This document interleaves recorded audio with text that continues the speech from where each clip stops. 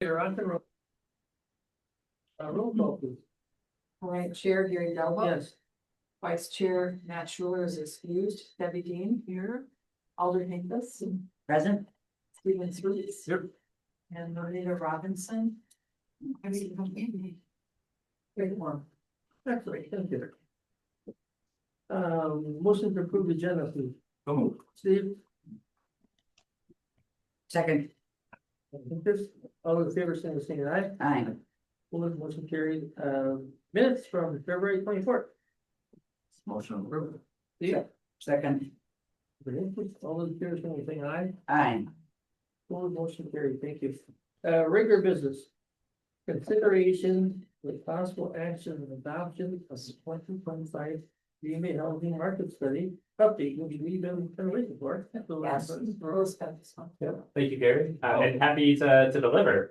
Really, so, right, it's been 5 years since we've updated our last housing market study. A lot has happened. We had, like a pandemic, and there's just been a lot of changes and fluctuations in the housing market, both from cost wise and then also availability. We just felt it's important to keep our numbers updated so we know we're seeking and investing in the right type of housing for our community.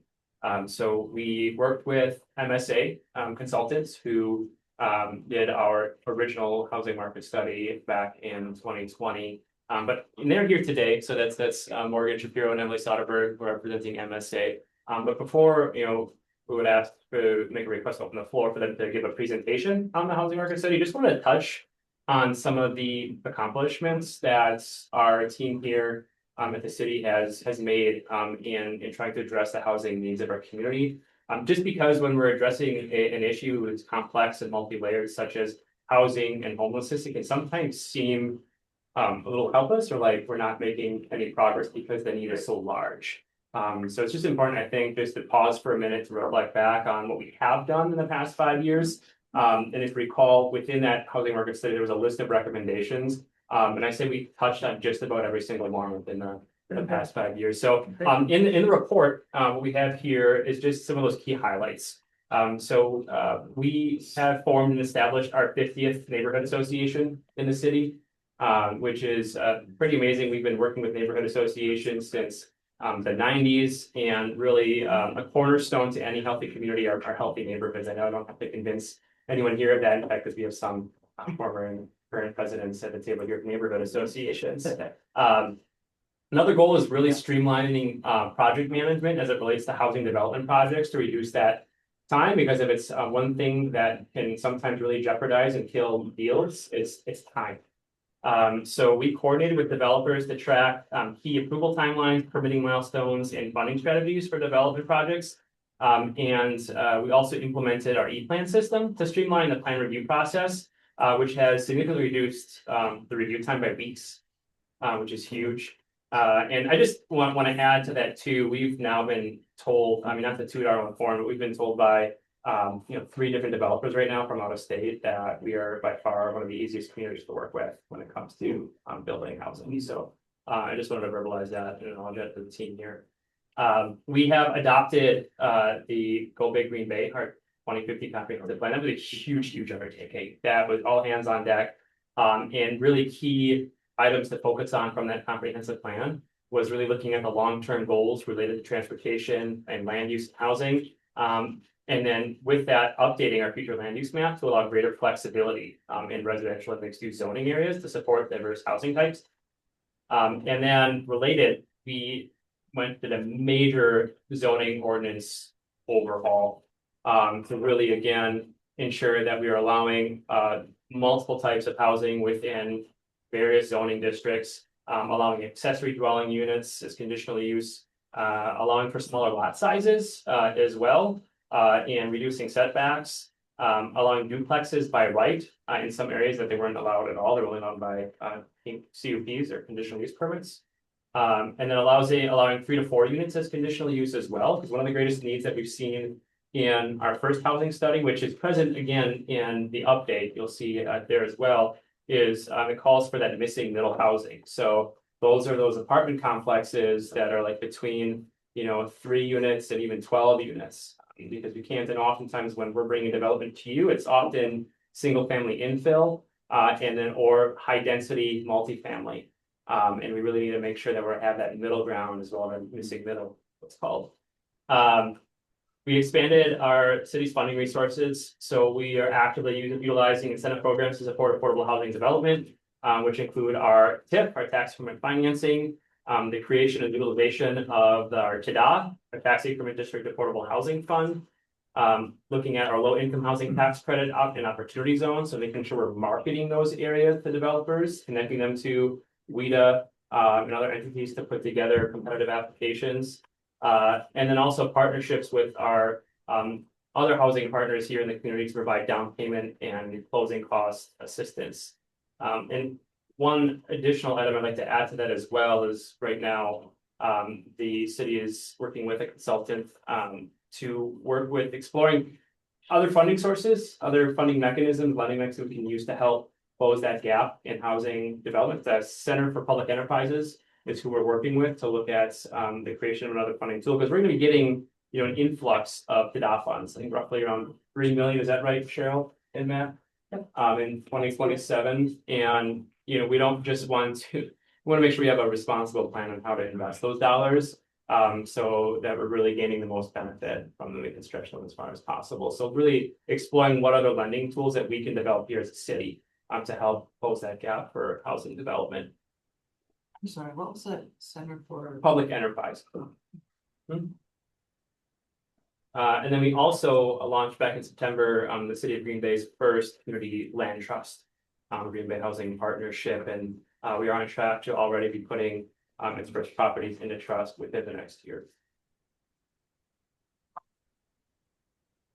Another item that was called out is just looking at our underserved populations, so serving the unhoused. Our homeless outreach case coordinators, who all of you will be meeting next month. We requested at the last RDA meeting that they come in just to make an introduction. They have been working with the city's most chronic and vulnerable homeless, and have already, in the year and a half that those positions have been out on the street, have already housed 25 people, which is huge. Yeah, we had actually a few since our last RDA meeting that have been housed, which was a major accomplishment. And we've also formed an interdepartmental and intergovernmental committee, because we recognize homelessness isn't something that we can address just as the city, or just as the county, or just as service providers. I mean, community problems need to be addressed as a community. So we have a committee that meets once a month that is comprised of all the departments of the city. So that's our departments, the mayor's office, the police departments, and parks and recreation and forestry. We also include the county as well. So we have Brown County Health and Human Services that attend that, our Brown County Housing Authority that attend, and our Green Bay Housing Authority, just so that we can all not only be kept up to date on what our respective organizations are doing to address the issue, but then also look at if there's constructive ways to collaborate to address homelessness and some of the gaps that we're seeing in our service delivery system. Looking at new housing development outcomes that were made possible through direct support from the RDA, so that's either land or some sort of funding support. As far as rental units, we have 483 units that were constructed, and how the way that breaks down is 446. So the vast majority of those units that the RDA helps fund or contribute land to were affordable. 37 were market rate. Looking at rental units that are currently under construction right now, according to our records, we've got 668 units that are under construction right now. So 647 that are market rate, and then 21 that are affordable. And then looking at the rental units that are planned through the RDA, like development agreements wise, where we got locked up in development agreements that have not yet broken ground or in the process to break down, 570 units. And that breaks down to 85 affordable and 485 at market rate. So looking at some totals here with rental units being created through the RDA support, that's 1,721. So it breaks down to 552 affordable and then 1,169 market rate. Taking a look at our single family ownership occupied unit stats, we've helped support through the RDA. That's 62 infill lots and infill developments that we've helped support. I think, Rhonda, we're down to like we're scraping the bottom of the barrel. We're down. Available infill lots that we have, single family. Well, and this is since the last. This is since the last housing study, correct? Okay. Yeah, and we did our best, and I should be an asterisk around some of these numbers. If anything, I think we might be underreporting some of these numbers, just because the way that our system has been set up to capture unit creation has gone through some changes the past couple of years, so this isn't completely comprehensive. It's really, really good. I'm just hands off to you guys. Thank you. That's is really what we're out of right now. And obviously there's more work to be done, as you'll hear from our consultants on looking ahead on what the area market is telling us, what the demands are. But again, we just want to take some time to pause and reflect on some of the accomplishments that our department has. Absolutely. Fantastic. This is, Before we open up for our consultants, any questions? If not, entertain a motion to open the meeting up. so moved. Second. Even, all those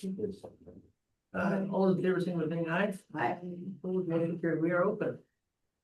And who are we? We turn over to Morgan or Emily. Morgan? Hi, everybody. Hi. Can you all hear me okay? Yes.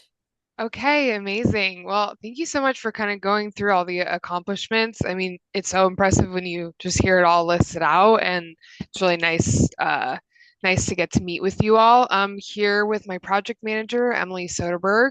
We're from MSA Professional Services. Like Will had said, we worked on the previous housing study, and I'm going to share my screen now. Oh, I have to send a request. All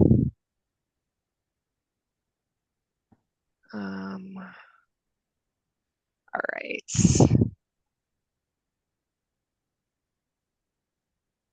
All right. Everyone can see that? Yes. Okay, amazing.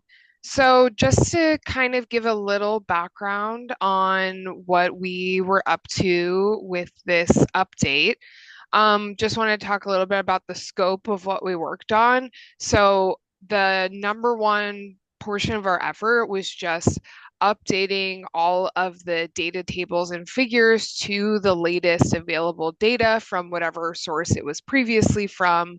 And then the corresponding narratives in the plan as associated with those figures. So that was probably like the number one thing we worked on. And then producing the executive summary housing brochure that you all, I'm sure, have looked at. And then with some help from the city, updating the maps as well for the plan.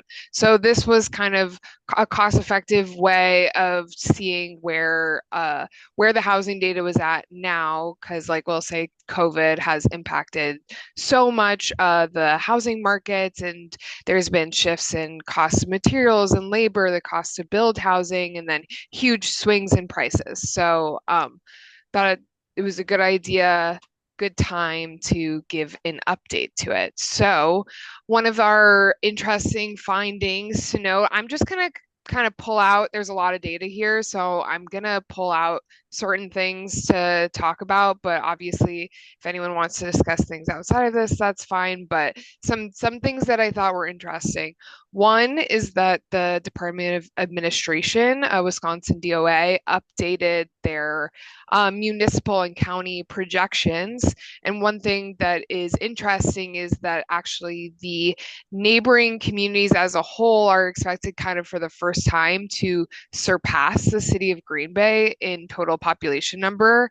And that is in totality De Pere, Allouze, Ashwaubenon, Bellevue, Howard, and Swamico. So that's like as totality, they're looking at increasing population to be beyond the city of Green Bay's population. So that's one thing that we thought was interesting. And we'll touch on this one as well, but like was discussed, the 2020 to 2025 units built does affirm the conversation about very little in that missing middle quality. So we were only looking at 2 to 4 units just based on the ways that permits are issued. That's like limiting our ability to kind of parse that out much further than that, but the majority of the units built have been in multi-unit buildings and then a good amount of single family units as well. One thing I wanted to talk about that I know there was maybe some questions floating about is the opportunities for additional rental and ownership units. I'm going to do my best to kind of walk you through the data in as least confusing of a way as possible. I will say that the range that we pulled is using a confidence interval. So basically how we are measuring, we're basically doing a conservative estimate based on current growth patterns in the city, and then a high growth option that is maybe a little less attainable but is possible. So that's where those range numbers kind of come from. And I have a little graphic there about the confidence intervals. If anyone remembers their stats classes from high school. And then as far as the individual points, we use the housing affordability data from HUD. And what that gives us is the total stock of ownership and renter units in the city. And then we also look at and that's split up by the cost of that unit based on the area median income. And then we also look at that same household number. So how many households are in the different area median income brackets, if that makes sense. And so what we're looking at to see is if there's 100 people below 80, then there should be 100 units below 80, if that makes sense. So we're kind of looking at where those mismatches are to give an estimate for projecting forward how many units of the different housing types that we think the city should add. Obviously, this is just an estimate. This isn't like boots on the ground, but this is a way to kind of start to get at where things should look like. And I know that there is, when you see for the owner occupied units, for example, you could say, okay, like that's fewer units at the 155 price range than at the more expensive price range. Like, why would that be the case? Like, why would you build more housing at a more expensive level than at the cheaper level? And there's another graph here that I think is a really good visualization of why that is. So basically what these two graphs are showing you is for households area median income, what type of housing are they living in? So you can see the bottom is the most diverse. So that means that people of every income level are pretty broadly living in housing that's affordable at that 50% AMI. So that's what we would call naturally occurring affordable housing. Obviously, we all know that building brand new affordable housing is extremely challenging. And so we're all very reliant on what is naturally available in the market, that older housing stock that might not have all the amenities that a certain couple would choose, but maybe, a retired couple is more okay with an older house. So what we can see here is that the burden of housing ends up being higher on people at that less than 30 and then the 30 to 50 range, because they're kind of having to wiggle above their especially for the rental units, above their affordability range. Whereas people, especially in the owner unit, you can see like that affordable housing stock is largely being occupied by people at all spectrums of incomes, not just the people that could only afford that percent. So that's kind of a barrier to entry, but also like a part of why that mismatch is not like making like why there's kind of a mismatch in the fact that, yeah, we need more housing at certain price points, but obviously you can't tell someone like move into a more expensive house. People are going to make their housing choices the way that they're going to make their housing choices. I think it's just about making sure that you're aware of how these trends are happening in order to make decisions. And then the other thing I'll say is, it's a lot harder to make a home that you can sell at $155,000 $100,000 today, nearly impossible in today's market. So being realistic without program subsidies to make that housing affordable, which of course happens and is great, but can be limiting. Trying to think about it more broadly is kind of what this data is showing us. So hopefully that makes sense. Maybe I'll pause here if anyone has any questions. All right, no, I don't have any, Jeff, Do you have any answers? still have it. I couldn't super hear whoever just spoke. I'm sorry. You're good. I think if anything, you just asked if you had any answers. Right. No, and that's the thing with this stuff. It raises many questions. Another thing that was interesting, we actually added this in from the previous study, is we used CoStar data. So CoStar is basically our real estate data. They like host a ton of real estate data. So we took a look at what sort of for the larger multi-unit apartments, apartment buildings, like what general class do they fall in? So generally apartments are run along a class of A, B, C, or F. And you wouldn't build an F apartment. F is usually like pre-existing apartments that might need some like maintenance or upgrades or don't have certain amenities. A is like top luxury, most amenities, and then it goes down from there. And you can see that most of the units that are being built in the city since 2015 for the larger buildings have fallen into that class B category. So not the lowest level of amenities and not the highest level of amenities for new properties. So I thought that was interesting. Another thing we did is we took a look to basically say, okay, so what would the break-even monthly rent be on a brand new constructed one-bedroom condo or rental unit? So this would be, so we kind of tried to take out the math and say, okay, so like how much are the operating expenses, real estate taxes, all the things that go into it, and then just to break even on the cost of construction, the monthly rent, obviously this is a rough estimate, was around $1,870. That was a couple hundred more dollars than in the previous housing study. So those numbers have definitely gone up, which is not necessarily surprising, but I think is also like indicative of, I think it's good to like be able to see these numbers because sometimes like a new apartment building will be built and people will say, okay, like why is this unit so expensive?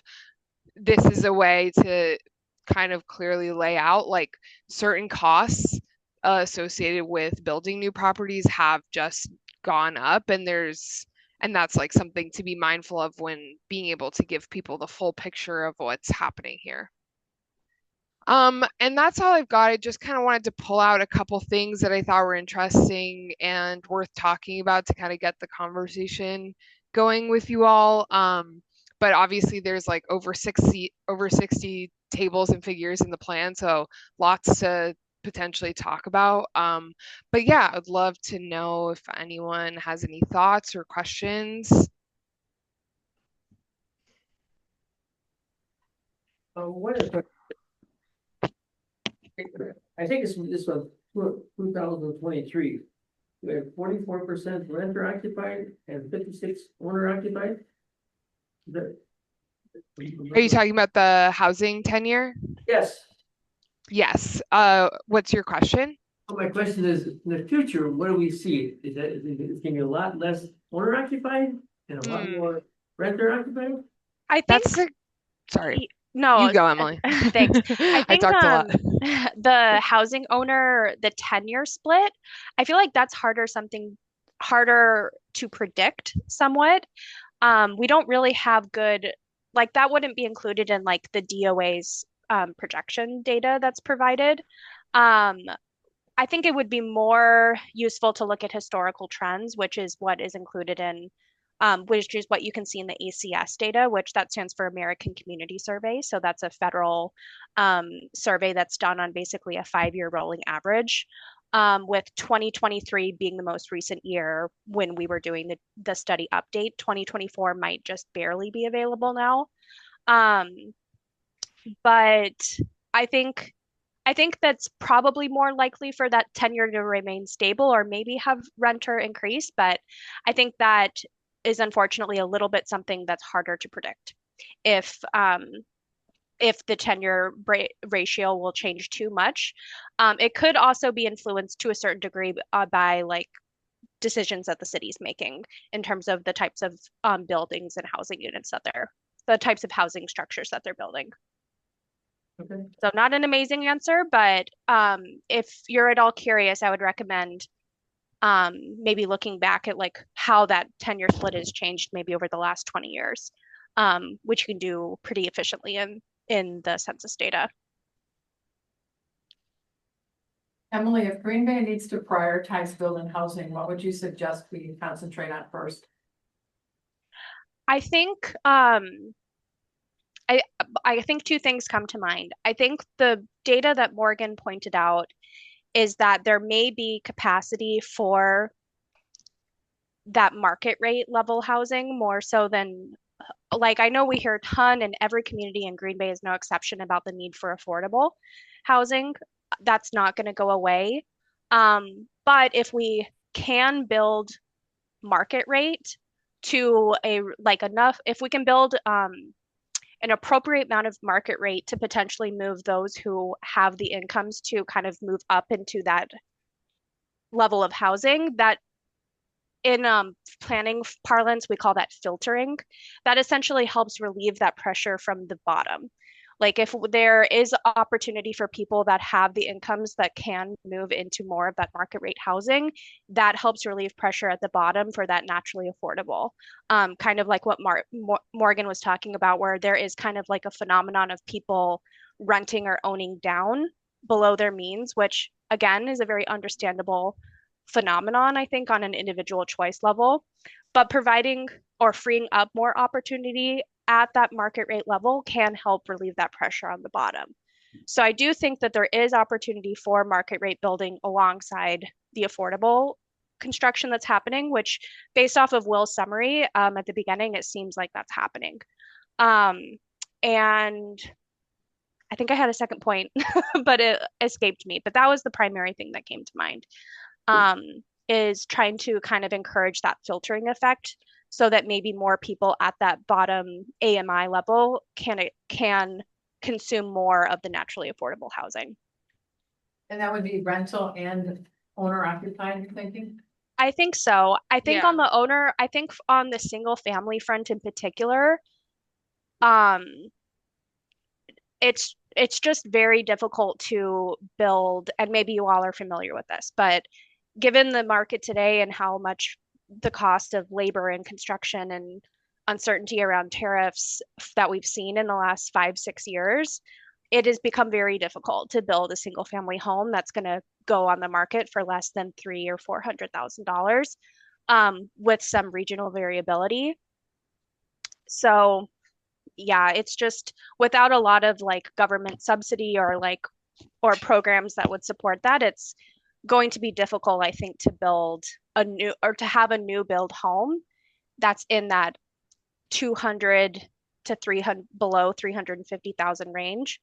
So if we can produce market rate housing at those that's reasonable or within that 30%. I'm sure you guys are familiar with essentially the general standard of affordability is that something is affordable to you if it's at or under 30% of your gross income.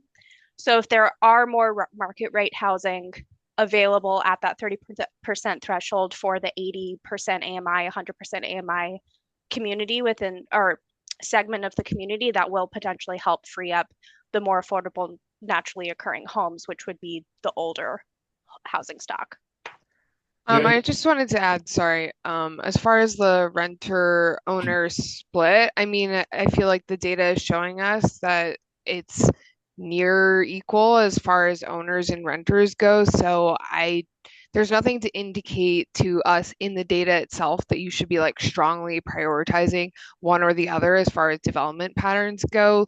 Like I think it's kind of depends on the area and the conditions on the site, the property, what's possible, what's in the neighborhood.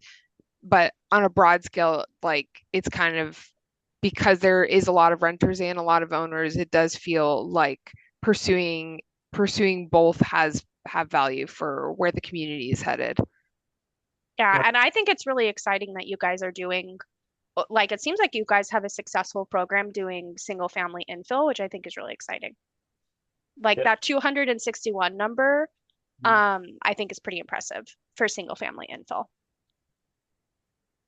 Thanks, Emily and Morgan. I just want to kind of springboard off of what you were saying, Emily, about just the challenges around building a single family home that could be sold. Like it's hard to build one that's going to be sold less than $300,000. But that's where the community land trust enters in. I mean, that is like Totally. Yeah. the key to kind of circumvent and kind of work around market trends to keep those, especially since you were seeing living wages, right, increasing at such a slow rate compared to the cost of housing and living. So that land trust is really going to be our tool to make more single family home ownership opportunities available to more families and residents in Green Bay. I think another important factor as well to think about when we're talking about the naturally occurring affordable housing, and we're saying, yes, that tends to be older housing programs that are actively supporting rehabilitation and maintenance of older properties can go a long way. Like, I think we all have seen sometimes where a perfectly good house, like left vacant, will fall into disrepair that could otherwise, house a family. And that's another type of program that I feel like can hit that mark as far as like adding it, not requiring additional development, but adding additional units back into the available market of housing stock. I was also Great. gonna point that it's challenging for us on the single family front because we don't have that much land. Right? Yeah. Yeah, So it's not like we're a suburban community that has a lot of green yeah, to develop. We have some land on the far east side and we've seen, I think, renewed interest from some single family home developers and some larger parcels, here and there within the city. But that's just a real, yeah. physical constraint that we as a city. Yeah. And realistically, like that's probably the reason why the secondary communities around the city of Green Bay are also trending upwards. If they have space for single family housing and people have the funds and wants for single family homes, like maybe they're going to choose a house outside of the city of Green Bay where they're doing where they have a lot more land to work with to build maybe bigger lots or, whatever it has you. And there's not really anything like if you don't have the land, you don't have the land. And like, so you have to work with what you've got to encourage the people that, would say, okay, I do actually would rather live closer to the city and I'm okay with being in a condo or I'm okay with this infill property or townhomes or what have you. Yeah.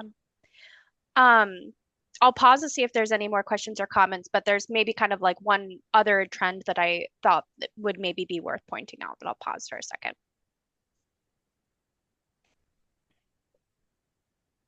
So I'm sharing my screen now. Can you all see? I have the brochure pulled up, or hold on. Now you should be able to see it.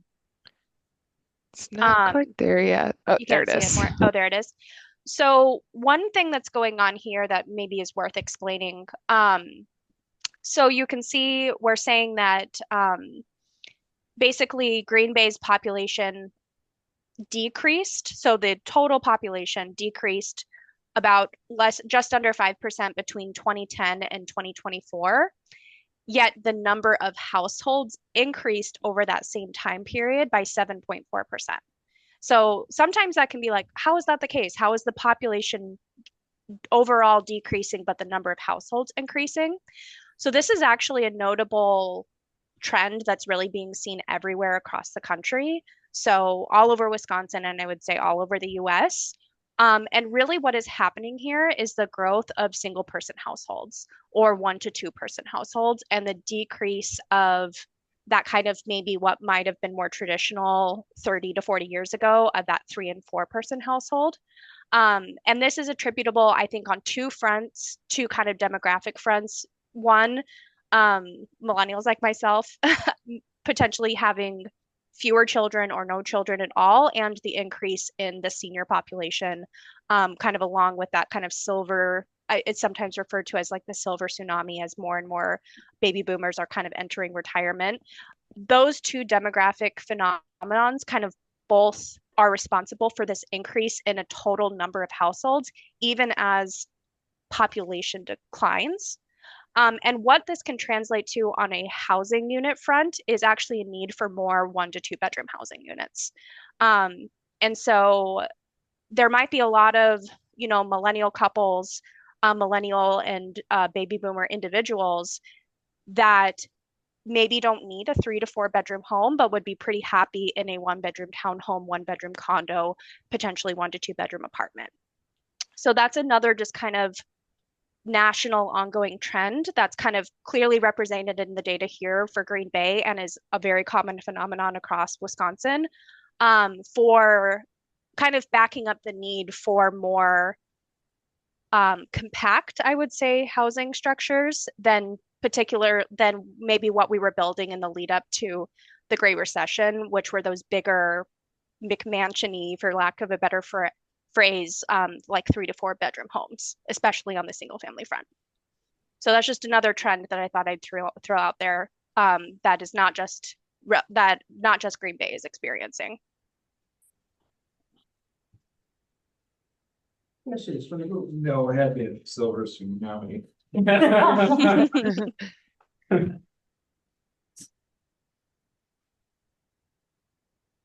I realize the report just came out, but I'm checking on our next meeting, then staff will come back and based on the study, specific recommendations on how we should proceed in the organization. Well, yeah, so there's some recommendations in the study itself on just areas that we can improve on or explore further. As you can tell, like we're already checking the boxes Yeah, on yeah, a lot. absolutely, But absolutely. we were just having a discussion later last week about, we're going to be getting this influx of TDA funds. How do we want to focus these funds, especially when it comes to acquisition Absolutely, and the types of housing we want to try to promote or incentivize yes, to be built. So that's something that staff is actively working on right now. excellent. Fantastic. And we have opportunities for more community land trusts. I would say that, yeah, once we get this community land trust in a healthy spot, where it's they're kind of firing on all cylinders, they're established, they're, a smooth, well-oiled running machine, I'd say absolutely. And we welcome many other partners in the community that want to explore starting a land trust as well. Welcome those conversations. Any other questions from Morgan or Emily? If not, thanks for all your hard work. Very good, great presentation. Yes. Thank you all Thank so much. We really you. appreciate it. Have a good rest of your day. Thank you. Bye. Motion to go back to regular order of business. Don't move. All the interest and then, all the favor, seem to say aye. Both, okay, we are back to regular order of business. Really, we're not making a recommendation. Motion to adopt. Oh, Yeah. yeah. Yeah, absolutely. Motion to adopt, if everybody had a chance to review, at least those overview. I'll make a motion to adopt the 2025 Green Bay Housing Market Study Update. Okay. I'll second. All those, here, third, okay, is there a motion, a second to adopt the study as presented and send the copies with us. Questions or comments to the motion? If not, all in favor of the motion, please signify by saying aye. Aye. Opposed, motion carries. Thank you. Well, a lot of info to digest, but I'm sure you guys great job on a couple places. The whole group, actually, the whole group. All right. I think we're ready to move on to agenda item 2. Oh, there it is. Any other comments from staff about the study? If not, we'll move on. Thank you. Okay, number 2, consideration with possible action on amendment 3 to development agreement 2021-01 with Merge LLC for the redevelopment of 236 R Street and 101 Bridge Street, tax parcels 3-551 and 3-556. And that is the roof.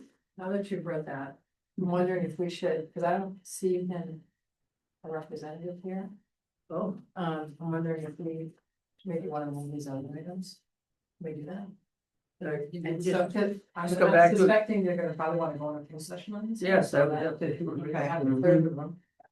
So I'm just thinking. You have to reconsider the agenda. Pardon? Reconsider the time agenda. Yeah, I will again want to amend the agenda, we will do 3, 4, and 5, and then come back to 2. So moved. Motion in a second, on that, with Steve and Francis, all those here saying with the aye. Aye. Aye. Opposed? Thank you, Lucy. All right, we're gonna do 3, 4. We're gonna do 3, 4, and 5, and then come back to, that make sense, Cheryl? Yeah. All right, number 3. Consideration of possible action to approve a 1-year development agreement with Don Ross, ROSS, or ZD rather, for the construction of an office/storage facility being located at 1209 South Maple Avenue. That is. That is myself, yes. We received a request for a 1-year development agreement for the construction of a little over 2,600 square foot industrial building on the site on 1209 South Maple. This would be used as the developer's personal primary business. This area is zoned the special purpose residential light industrial. The other thing is, on each side of this vacant lot is industrial buildings, so even though residential can be built there with a conditional use permit, this has highly been a site that we wanted to see an industrial building at. This would have a small office, restroom area, storage area, front facing entrance and landscaping improvements around the front entrance. The original asking price was $18,500 on the price. Developer has requested an asking price of $10,264. And that is, the reduced offer is really to reflect some things that need to be taken care of in order for the site to be prepared for development. The sidewalks in front of the lot are in pretty rough shape. So he would take on that ability to to upgrade those. And also the additional fill that would be required to bring that up to grade with the buildings that are nearby. So our recommendation is that we approve the 1-year development agreement to Don Ross for the purpose of his personal business at the 1209 South Maple Ave site. Don is available if there is any additional questions regarding this request. Questions from the group? It's like a great addition. And Good to go. Yeah. Okay, and, yeah, okay, with that in mind, I will entertain a motion to proceed. So, I move to approve a 1-year development agreement with Don Ross for the construction of an office storage facility. 1209 Maple. Second. yeah, motion by Deb, Lori Lucas. Questions or comments regarding the motion? If not, all those here in the motion, please signify by saying aye. Aye. Opposed, motion carried, thank you. Thank you, Rhonda. Number 4, consideration of action, possible action to approve $70,227.90. Sure. I'm wide on this. Sure, I'll get it. And $4,772.50 of home funds in Riverworks being made for the construction of 150 South Desert. And here, parcel 14-309. And that is Jason. Yes, Jason. Oh, Hi. hi, Jason. Howdy. So NeighborWorks Green Bay proposes to construct a 3-unit townhome on this site. Total cost to NeighborWorks is just over $1 million. NeighborWorks is requesting a total combined $75,000 in Chodo home funds for this. A little bit of background on the site. This had been the location of a four-story assisted living building built around 1976. That was raised sometime around 2015, and NeighborWorks entered into a planning option with the RDA back in 2025 on this site. So the proposed 3-unit townhome is in keeping with that missing middle that we spoke about recently. And recommendation here is to approve this proposal. We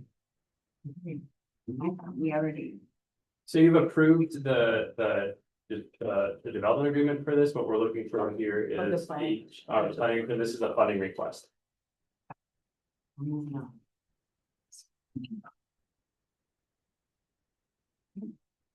Yes, please. I'll make a motion to approve. The funds are available, right? Motion by Steve, second by Deb. Questions or comments regarding the motion? If not, all those here with the motion, please signify by saying aye. Aye. Motion carried. Thank you. Renita's online. Renita, you're on. Welcome, Renita. Very good. Number 5. Consideration of possible action to up to $500,000 funding for the downtown tip for 13 account for contingency is for the light park shelter bar. Yes. That's pretty exciting. This is Director Goodchild. And that Like me to give an Yeah. explanation? So, please, Dan, thank you. Yeah, sure.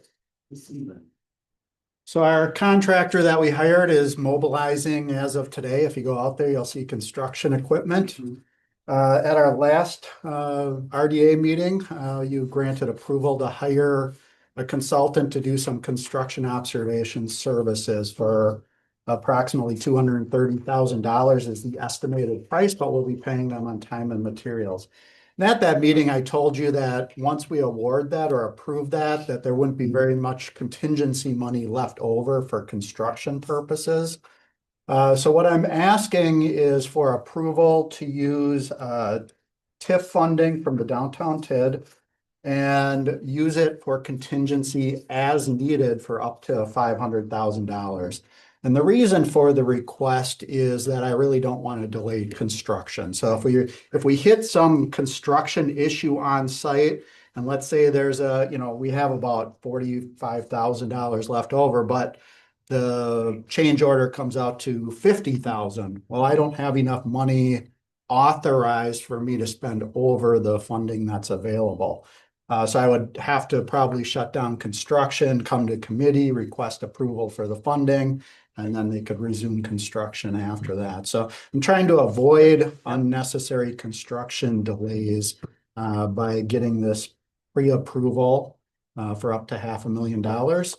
And we're only going to spend it for change orders. Right now, there aren't any change orders that have been approved. There's none anticipated at this time, but we don't know until construction really gets going. And Dan, that's just for the first building, correct? Correct, for the park shelter building that's under construction right now. And the TID, if there's nothing in that TID, it's not being used for anything else. I mean, there's enough money in it Yeah, for this. the finance director, I'm sure could confirm, but about a year or so ago, we transferred funds from TID 12 to TID 13, I believe $7.5 million.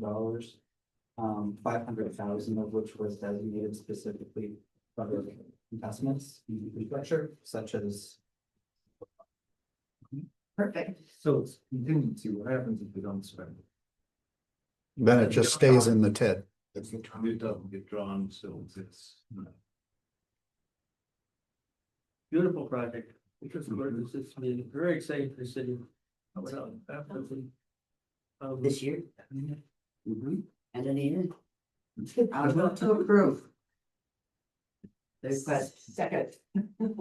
Motion by, okay, this and second by Deb. Questions or comments regarding the motion? If not, all in favor of the motion, please signify by saying aye. Aye. Approved, motion carried. Thank you. Thank Dan. Thank you. Yeah, you're starting construction. They're mobilized today. Okay, but off the cuff subject, comment. Okay, so you hired a consultant to overlook the contractor, et cetera, which I understand, because their expertise. Who's overlooking the consultant, the key person or you? Public Works staff. Okay, So consultant. this is a Public Works construction project. Excellent, thank you, thanks. All right, back to number 2. Consideration of possible action on amendment 3 to development agreement 2021-01 with Merck General Approval to redevelop 236 Orange Street and 101 Bridge Street. Tax parcels 3-551 and 2-556. Come aboard. The only other person is Jeff Golier, that you cannot see otherwise. Okay.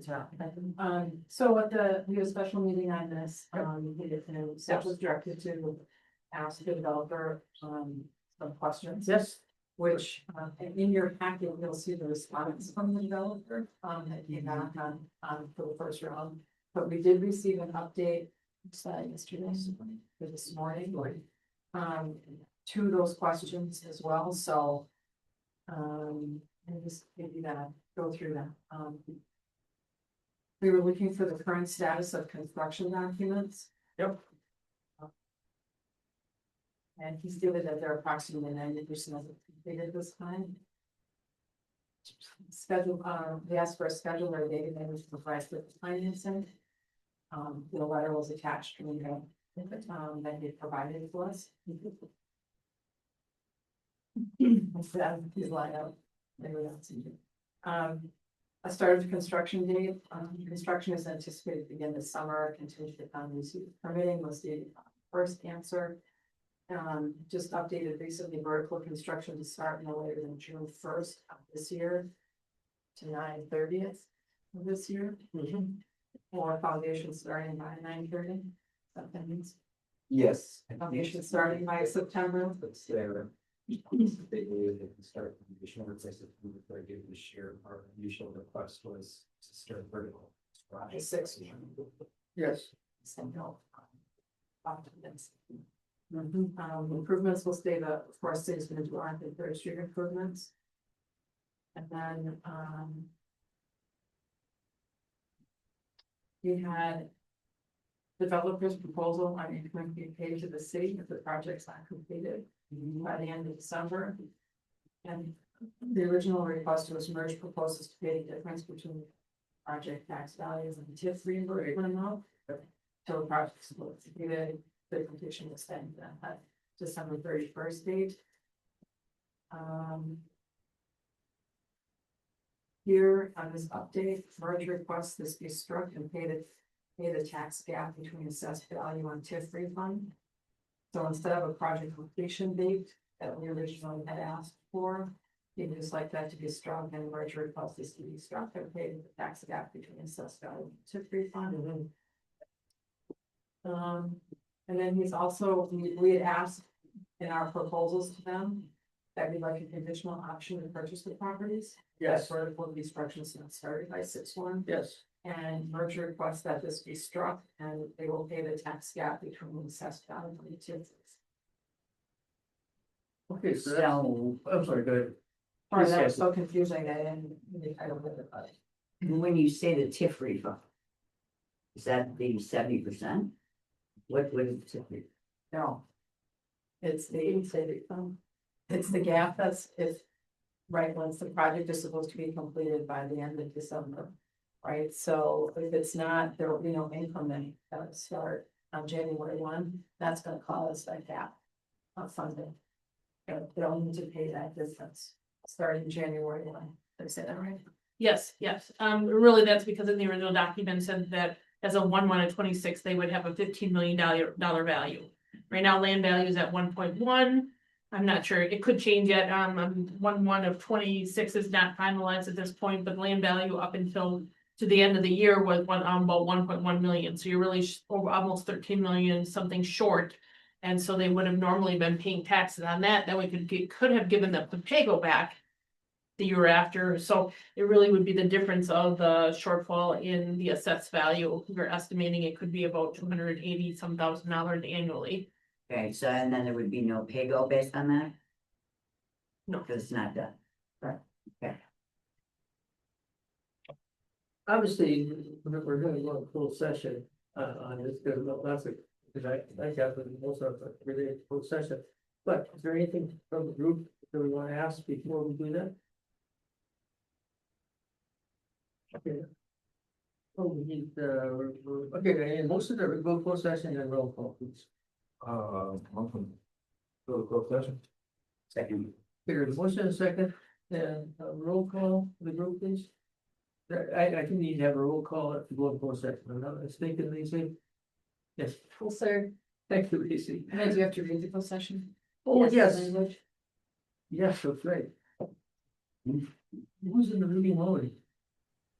Yeah. I'm drawing a picture for a living. It's very small. Very small. There it is. Oh, they got it. Good comeback. Have to pass it on. The authority may convene in closed session pursuant to sections 19.85 subsections, i.e. Wisconsin stats for purposes of deliberating or negotiating the sale of public properties, investing of public funds, or conducting other specified public business as necessary for competitive bargaining or reasons. The authority may thereafter convene in open session pursuant to section 19.85 subsection 2 with stats to report the result of the closed session and consider the balance of the agenda. Thank you. Nice. No, yeah, very good. Okay, make your turn next. Roll call, please. Chair Redevelopment. Yes. Vice Chair Matt Schuler is excused, Debbie Dean, public advocate. Yes, speaks for this. Renita Robinson, Present. present. That shouldn't stay on my card. Yeah, it's supposed to be yes, but yes. Present, fine. Yes. All right, Yes. so we are now. So Stephanie is. I'm moving. Go into the, Not quite yet. yeah, I better. into the waiting room. And are we allowing Leah to stay? Oh, the lawyers. Second. Wait. I have to stop my hearing pause. Thank you. Everybody. Wait. Yes, you thank you. Okay, so I'd like to make a motion to amend the third amendment of DA 2021-01 to include commencement of footings and foundation work by June 1st, 2026, with the option to repurchase based on June 1st deadline and vertical commencement by September 30th of 2026. Amendment must be approved and signed by close of business on Monday, March 16th, 2026. Second. Second with you. Questions or comments with regard to the motion, staff, Lacey, the mayor, we all come forward. Okay. Okay, anybody else, questions or comments with regard to the motion? If not, all those in favor of the motion, please signify by saying aye. Aye. Aye. Excellent, motion carried. Thanks, everybody. Very good. All right, we are on.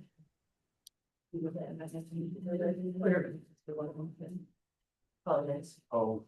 We went straight. But as amended, We went straight to this. then they just, it's fine. Come on. That's fine. Okay, thank you. Okay, informational. Finance report and secretary, I didn't really have any comments. Anybody else have any comments? Director's report? You all had our sector, you were thinking, Helen, you see one asterisk on your construction? It's a Yes. Very big hole. Yeah, So so I had somebody in the neighborhood, what's going on there? And it's still all one answer. Yep, that's a statement.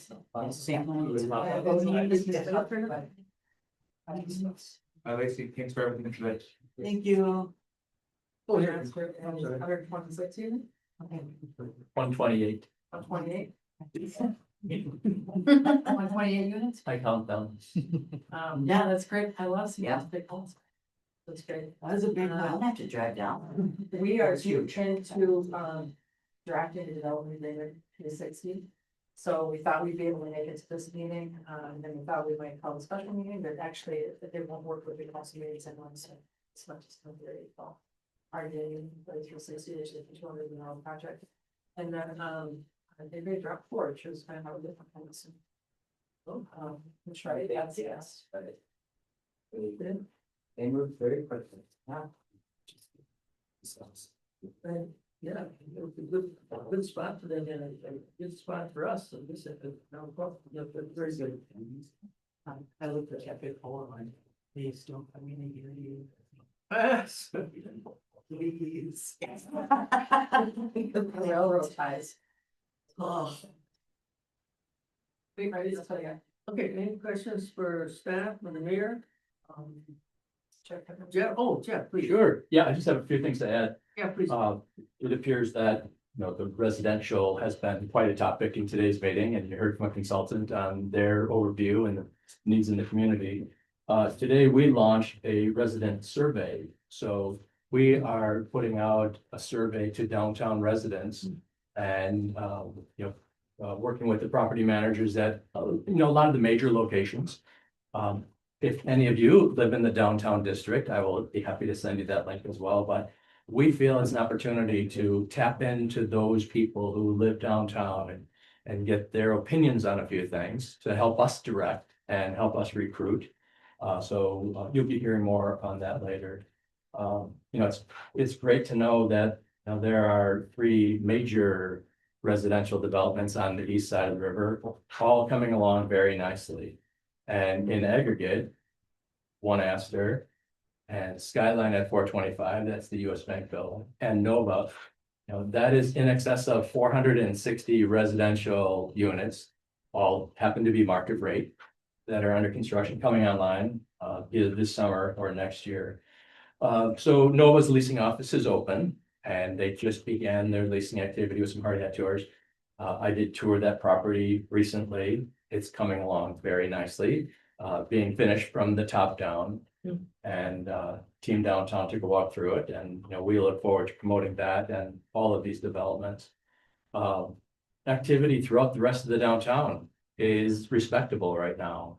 A new lease has been signed on Washington Street, right across from Nicolay Bank, in the former Capital Credit Union building that's been vacant for a while. So that property is snapped up, and you will be seeing a high-end entity opening there in June. More details when they go public on that. But our year is off to a very good start, and it's really, unless you have any other questions, just wanted to bring you up to date on a few of those things. Fantastic. Great. I just, absolutely. Don't get me excited, all other excited. Good work. Anyway, Leah. She had to leave, so she's no longer on. Pardon? She's no longer on. Okay. Brooke, you there, probably? She Okay. If not, entertain a motion to adjourn. Move. Second. Motion and second, sufficient. Steve. All in favor, say something aye. Aye. We are adjourned. Thank you.